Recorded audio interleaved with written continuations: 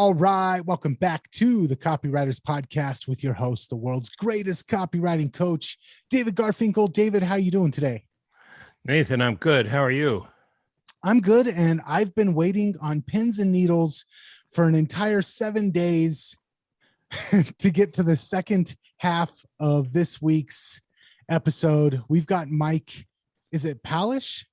Pavlich. We've got Mike Pavlish back on, and he kind of left us with a cliffhanger. So I've just been waiting to get to the continuation of this call. Yeah, he said he was going to tell us about curiosity, and we'll get to that in a minute. I just want to remind everyone, Mike is the master of the sales letter in the supplement niche, but what he has to say will apply to every other niche too. That makes between 10 and $20 million. That's 8 figures. And as we mentioned last week, he's written for some of the most successful, biggest supplement companies in the world, Agora, Dr. Al Sears, Healthy Directions, and many, many others. And he also writes for some smaller entrepreneurs who sell supplements online. All told, Mike's sales letters and VSLs have sold more than $500 million worth of supplements. Think about that, $500 million. Last week, Mike shared with us some incredibly valuable information about how to prepare before you start writing and some insider tricks for getting your copy read and acted upon. That means sales. But there's so much more he has to share with us. We asked him to come back for a second show, and he agreed. And before we jump in, perhaps you could agree with this. Copy is powerful, and you're responsible for how you use what you hear in this podcast. Most of the time, common sense is all you need. But if you make extreme claims, and if you're writing copy for offers in highly regulated industries like health or finance or business opportunity, for example, you may want to get a legal review after you write and before you start using your copy. My larger clients do this all the time. Mike, thanks for doing the second show with us. And I believe we got a lot of things to cover, but let's start with curiosity, shall we? Yes, let's start with curiosity, which I think after customer benefits is the second most powerful factor you can use in direct response advertising, and I'll tell you why. We are hardwired genetically to love curiosity. If you think about it, people have an insatiable desire to know the unknown, to discover the answer, to close an open loop, to be curious, to finish a story that started. Indeed, storytelling itself, which is the oldest form of effective communication, uses curiosity as its main root structure of persuasion.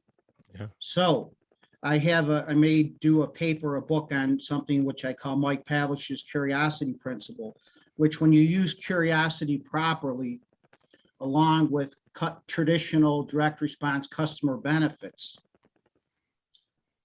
it supercharges the response rate and the conversions you can get from your copywriting.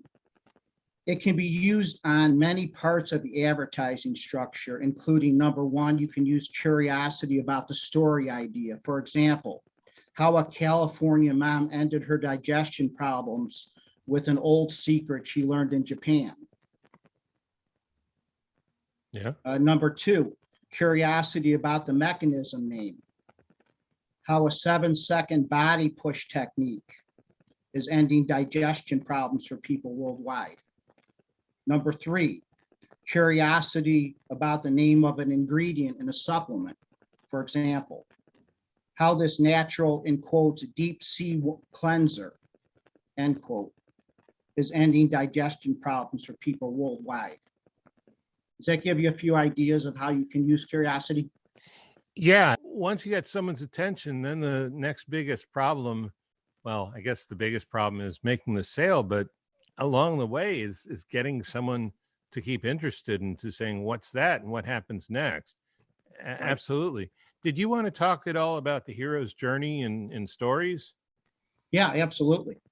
But the thing about curiosity I want to tell your listeners about is that the key to using it effectively, where 99 or most people fall down, is this. As soon as your copywriting reveals what the actual thing is about that you're teasing the curiosity of, you don't want to reveal it early. You have to keep it open and in a secret and keep the curiosity going. If you reveal the actual details early, you have closed the whole curiosity loop, and most prospects will at that point say, oh, okay, now I know it, or I'm not that interested in it, or now my curiosity is satisfied, and you lose a lot of people's interest at that point. In other words, that would be like revealing who the murderer is 30 minutes into a 60-minute episode of Law and Order, or who the villain is on page 10 of a 300-page whodunit mystery book. You wouldn't do that because people aren't wired to like that. The longer you keep talking about curiosity aspects and also customer benefits, the more the desire builds up for what you're selling, the more intensely the prospect wants it. In fact, if you think about it, David, I know you go way back to the classics, the most successful direct response advertising. Sure. A lot of them never even told you what they were selling. They kept the curiosity until you bought the product. For example, boardroom reports, what never to eat on an airplane. Oh yeah, and I don't know if he ever told you in the letter what never to eat on the airplane. That's what I'm saying, right? Bullets are like this too. They tease the benefits with curiosity and of course a customer benefit. For example, the household spice that can help you lose 10 pounds.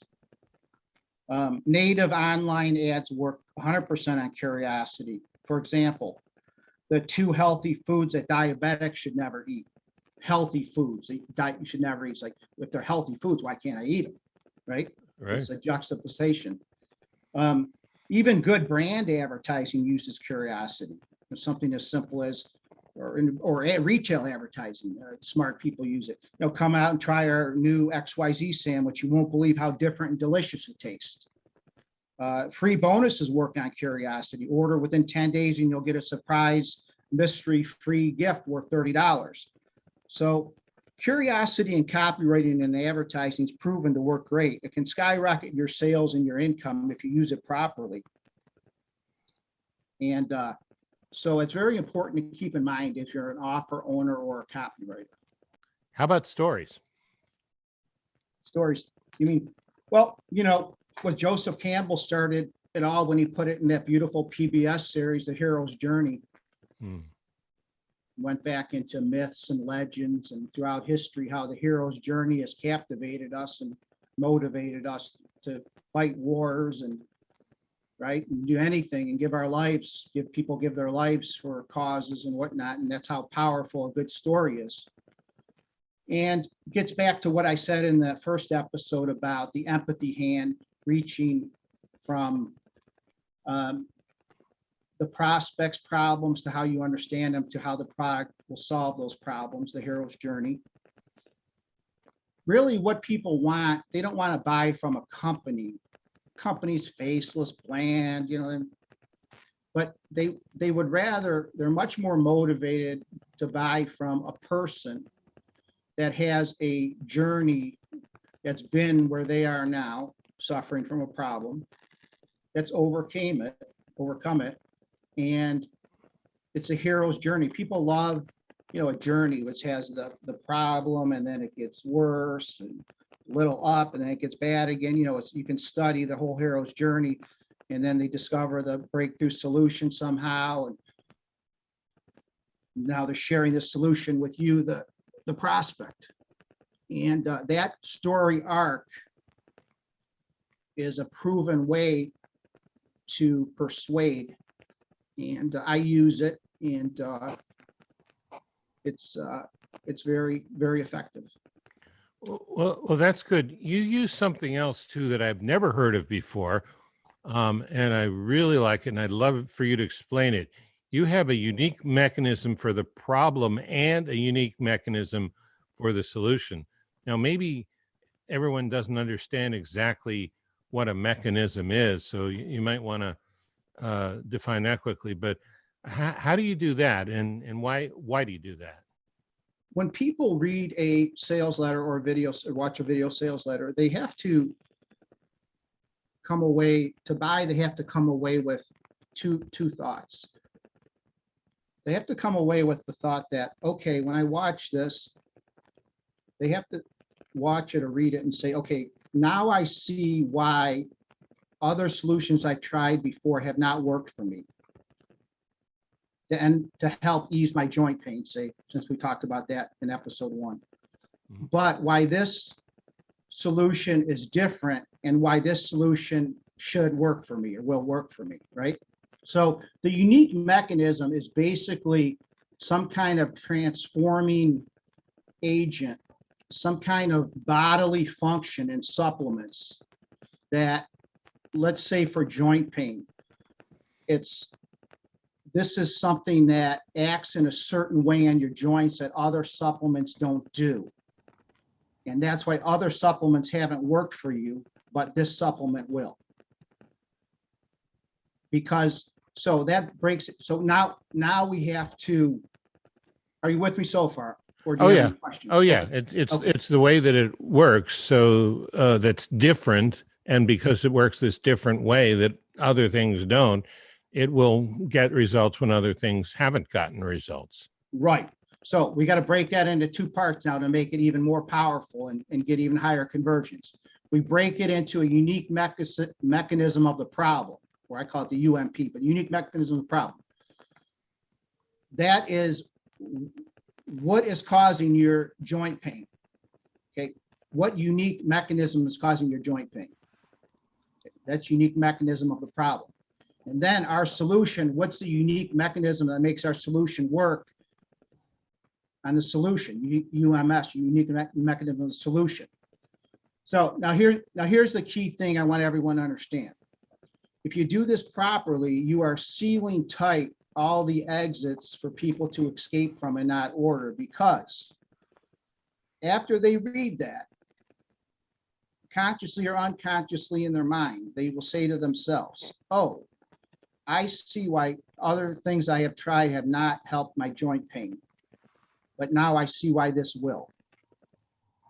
I get that, but let me drill down on the unique mechanism of the problem, because I think other people have talked about the unique mechanism of the solution before, but you're saying you describe the way the problem occurs in a way that they haven't seen before. Is that correct? Yes, and that takes a lot of brain work. That takes a lot of hard brain work. You can say, hey, look, I'm going to make this as simple as possible because I don't want to overwhelm anybody. In episode 1 of this podcast, we talked about, and I read copy about a vision improvement supplement. It had to do with the iPhone camera. Mm-hmm.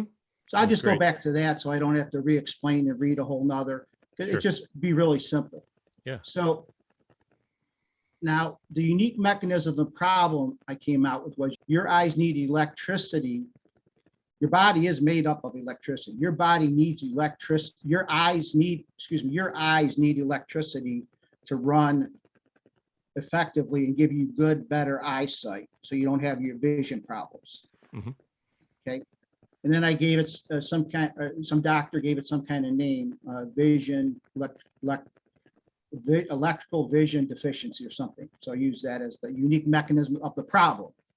Right. People who have been trying to solve vision problems, they've heard that the cornea changes shape or something. They've never heard that there's an electrical deficiency in their eye before. So they're going, whoa, I didn't know this, right? So that's the unique mechanism of the problem. Right. Yeah, you got to try to find something that people have not heard before, or massage it into a way that's a little bit different, or position it in a way that's a little bit different. Yeah. But nobody wants to read. Nobody is going to keep reading or watching something that for long or really be motivated to buy if it's something they've heard before, or you're not going to get much. You're not going to get a blockbuster that I want to write that sells 10 million, not 20 million, $50 million of a product. So you want something that's fresh. Now, that's why the word unique mechanism of the problem, unique mechanism of solution. Yeah, I mean, I see why this locks all the exits. I mean, and tell me if I'm getting this right. If I've, as a copywriter, if I've defined the problem and the mechanism of the problem, the way the problem works, in a way that no one's ever seen before, then they can't go shopping other solutions because, glasses or LASIK or whatever else I'm thinking of doing, as far as I know, doesn't deal with electrical deficiency in my eye, right? Is that the thinking? So the only way to solve this problem is with the unique mechanism of your solution, because no one else is even talking about that problem. Right. And we always wish it was that clear cut, but it's hardly ever totally novel, revolutionary, new. I'm sure if you look hard enough, you'd find some people talking about it, of course, but it's not mainstream. Right. Or, obviously you can't say you don't need glasses or whatever, because you say it just may help your vision. But right. I know what you're saying exactly. In the moment of reading the letter, which is really what we're most concerned about. I mean, it's like, okay, there may be some Sherlock Holmes prospect who's going to go Google electrical impulses in the eye and so forth, and they might find it. But 99 out of 100 people won't, and they'll just go, "Oh, I haven't heard of that before. That sounds pretty good." So yeah, you basically are. It's very important to come up with unique mechanisms that are fresh and exciting, because we all crave the new, the novel, the breakthrough. And our jobs as copywriters is to find something that's exciting and new and, of course, compliant, but then so it takes a lot of hard work. And that's why I've refused to do and haven't done podcasts ever, because but what I'm seeing now online, David, really got me angry. All these, because of social media, people pop up now and are saying, "Oh, I write a sales letter in 3 hours," all this BS. And there's so much bad information now about copywriting and business and direct response marketing that I find them coming out of my shell. I've always kept a private life, but you have to really dig to find and work to find these things. There's no easy button. There's no easy pill to take to dig out these things. Well, on behalf of the listeners, I mean, I'm sorry you got mad, but I'm glad you got mad, because otherwise we probably wouldn't have gotten you on this show. So thanks for coming. One of my favorite topics is something I think you have something to say about. I don't think it's a lot of people's favorite topics because they don't seem to use it. And I'm talking about proof. There's, way too many offers in B2B and in consumer direct marketing where the proof, it's sort of implicit. It's like, trust me, because I'm saying so, and I'm a cool person. And that doesn't wash as far as I'm concerned, especially with a broad market. Could you talk about proof? Sure. That's why I usually like to start my research when I write a new sales letter for a supplement. I like to start my research by finding proof of the human clinical studies that prove that a nutrient helps the problem, and then work my way backwards from there, because you can come up with great ideas, but if there's no proof behind them, not only can you get into trouble compliance-wise, legal-wise, but you won't be able to write a sales letter, a video sales letter, an e-com page, or a TV commercial, whatever, that has stacks of proof that's necessary to write a grand slam home run winner. Because if you make a big statement, you have to back it up with an equal amount of proof, or else you're not going to get the grand slam response that you want. Because, obviously people are skeptical. They've been promised things that and products haven't delivered. Another thing that I think is important in copywriting, if you look at my copywriting, I like to act like the voice of when I write, I like to act like the voice of the prospect. Now, when I'm writing, I throw in a lot of phrases like, and let's say I'm writing a supplement on joint pain, and this is a spokesperson talking, but I'm the copywriter. But when I heard about this ingredient, I was skeptical. I had tried so many joint pain supplements like these, and they never worked.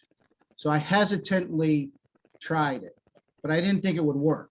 Because that's what the prospect's thinking, right? Mm-hmm. So I'm on his or her side, But then when I saw this proof, so I'm always looking at it from I put myself in the prospect's shoes. I'm looking at it from the skeptical side and writing from the skeptical side. I want to take a little bit of a side tour, because I was talking with a client yesterday, totally different business than anything we've talked about today.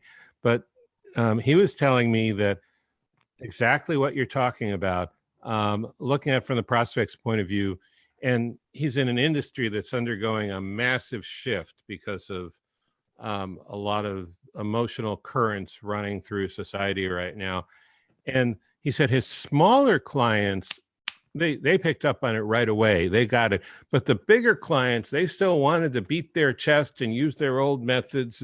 Yet you write for a lot of large clients. Do you ever get any pushback about writing from the prospect's point of view, from the large clients or anybody else? No, actually, I don't like to write for large clients. I don't like to write for large companies.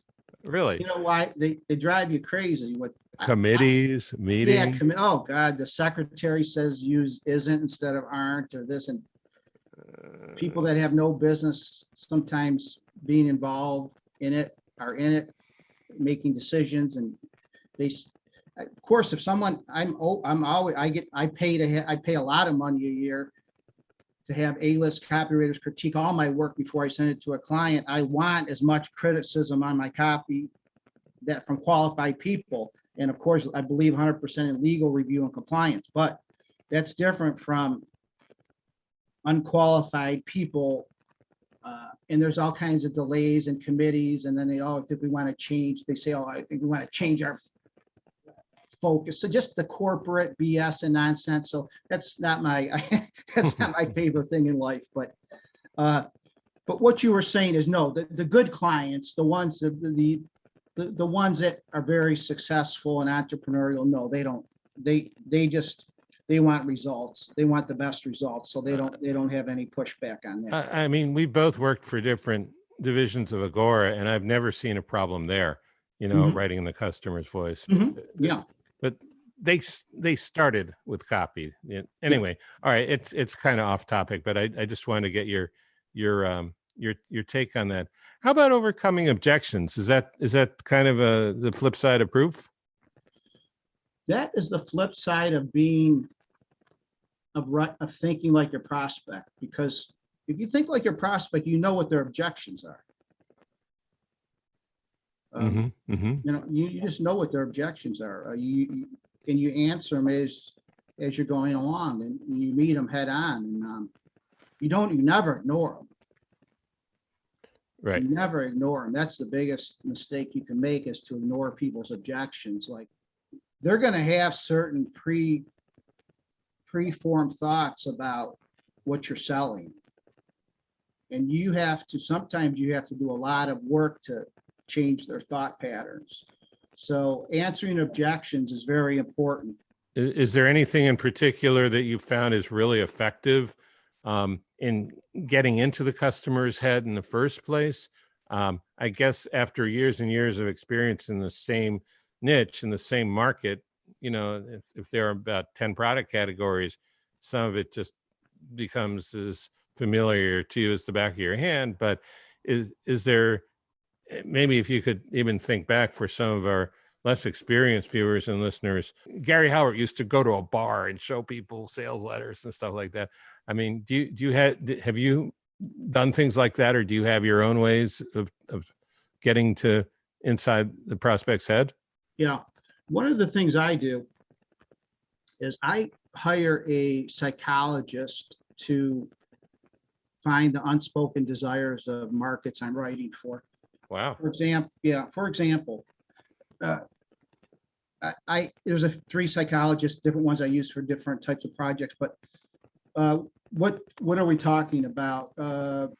Joint pain relief or something. So there's one that mostly sees seniors and older people have joint pain. So it's a lady psychologist, female psychologist.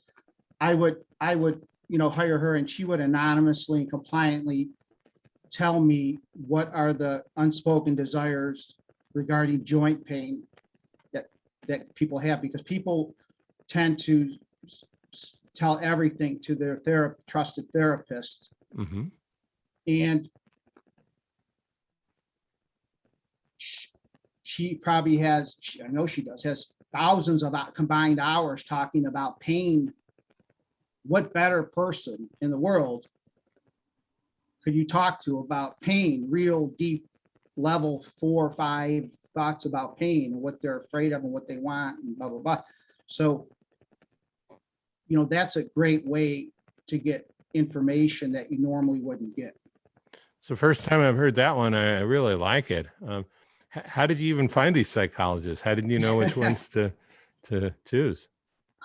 Just probably a thought I had, hey, let's try this out, and looked around for a specialist in certain areas and, talked to him, said, hey, this is a different idea I have. Would you be open to trying this? And, then you sign all kinds of disclosures, they can't mention any name. Of course not. It's all compliant, HIPAA compliant and all that, but yeah. Oh, that's interesting. What about urgency? How do you add urgency? Because someone can be all excited but say, well, I'll do this tomorrow. Well, I'll do this next week. Well, I'll do this next month. How do you do it right now? Yeah. I think that is so important. Who's ever listening to this, ask yourself this. Why do you think your local furniture store, car dealer says we have a sale that's Saturday only, Sunday only, President's Day sale, Labor Day sale only? Why do you think it's this weekend only? Why do you think there's so many tight window quick sales that have a deadline, a tight time frame? Why does even Amazon have 1 day sales? They even have I forget what they're called. Prime Day or something, right? Yeah, Prime Day, but they even have a 20-minute flash sales or something. We do that too on our order forms. We put these 20-minute countdown timers on the order forms, 10 minutes sometimes, whatever tests out better. But urgency, yeah, I bet if you look at the abandon rates on carts, it's so many more people go to carts and don't order than actually go to carts and order. But so there's a huge inertia, especially online, because unless you really get people to order immediately, you're just leaving huge amount of money on the table. Now, so how do you do that? Like David said, how do you do that? Well, there's ways I don't like, which are to be too manipulative and fake, which are, you see it and I don't like it. We have 128 bottles left. And that's not true. And I think if you lose the viewer's credibility, then you're asking for trouble long term and stuff like so. I don't like that kind of stuff. But there's ways, like you could have one today, we guarantee these prices today only. Today only we can guarantee these prices and this special offer, this special deal. You can throw in a bonus if you order within 10 minutes. So there's ways, but in the copy, basically you're building up to a crescendo of peak amount of desire. Have a formula. Here's what you'll lose out. Here's why you need to act now. Nothing will change unless you do this. I use a fork in the road kind of close. Mm-hmm. You have 3 choices or 2 choices. You can do nothing, of course, and nothing will change, and you'll still have these problems. Specifically, here they are. And when you're saying, ask yourself why stores do this, I was reading an article yesterday online. I'm trying desperately to remember the name of the publication, but I can't. It's blanking on that. But one of the things, these were like 20 dumb moves big businesses made that caused them to crash and burn. And I think it was J.C. Penney who decided, we're not going to do sales anymore. We're just going to have the lowest prices everywhere. And they found out the customers didn't like that. The customers liked the sales. They didn't feel like they were being manipulated or whipsawed. They felt like they were getting something really cool, and they went out of business. Yeah. Everybody, you either swimming with human psychology or against the tide. You're either swimming with the tide or against the tide. So why swim against the tide? It's 10 times tougher. I don't know. I guess because people get on their moral high horse. It's ideology. Ideology is probably one of the most dangerous things in humankind. But so it goes. What about getting a high average order value? I know that for a lot of supplements and really a lot of businesses these days, you need to have that higher average order value in order to be able to grow, to keep advertising, stay in business. Yeah, it's one of the keys. Yeah. So most businesses, think, okay, I'm going to hire Mike or David or someone to write this supplement offer, and then the upsells are an afterthought, right? When you're developing your front end offer and hiring your copywriter, think of the most use some hard thinking. Think up some congruent related upsells right away and get those into place and get the copy written for them, because somebody might come up with an average order value selling the same supplement of you. Their average order value with the upsell 1, upsell 2, upsell 3 might be $180 on an average order value, and you're sitting there with some lousy order value of $60, $70, $80 or something. There's no way you can compete and scale on Facebook, any of the other media, email, pay CPAs, go on ClickBank, do anything where you can scale your business and have a business that scales up and makes you a lot of money to compete with the other people, unless you get your average order value up to where the successful companies have theirs. So think about those upsells initially, work with the pro that knows what upsells work the best, and get those into place right away. We're coming to the close of this show, but I'm really glad to find out that you came on because you're on a mission, because you see so much disinformation out there about copywriting, and not helping the copywriters. It's not helping the businesses. It's not helping the customers who need the kind of things we sell. If there's one thing that you'd like to leave everybody with to remember, and my hunch would be there's a lot of planning and thinking that goes into this whole process, besides just writing with very persuasive words and so forth. But I don't want to choose for you. I just wanted to point that out, that's what I'm getting out of this. I mean, what is the one thing you'd like everybody to know? If I'm going to give you one thing if you're a copywriter, and one thing if you're an offer owner. If you're a copywriter, the biggest jump you can make in your copywriting talent is to get your copy critiqued by an A-level copywriter. Okay. I was recently reading a book, a great book by a great author. It's called Einstein, and it's by Walter Isaacson. Are you familiar with him? Yeah, I am. Yeah, I have one of his books. I've been wanting to read that one too. So, what Einstein, when he came up with the new scientific theory, and he was probably the greatest thinker, at least in modern times, he would send it to a few of his colleagues that he respected their opinions on and have them critique it. So if Einstein can do it, and Einstein thought it was worthwhile and he needed it to make him better, well, I think you and I, and me after doing this for 30 years, should do it too. So if you want to make, no matter what it costs, spend money, don't be cheap. Get your copy critiqued, because that's how you're going to level up and get much better as a copywriter.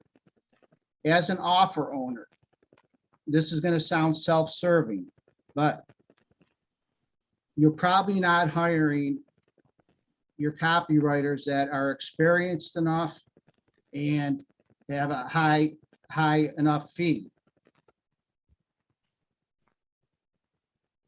The best, most successful, fastest growing, most profitable direct response entrepreneurs hire the most expensive copywriters because they know that pays off in multiples exponentially.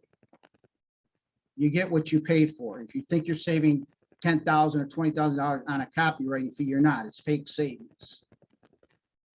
Save money on everything else in direct response business except your copywriting, because that's what makes your business succeed or not succeed. And my schedule is over busy. I'm not looking for work. So I'm not saying that for me. I'm just saying that if, as a business owner, that would be the number one piece of advice that I would give you.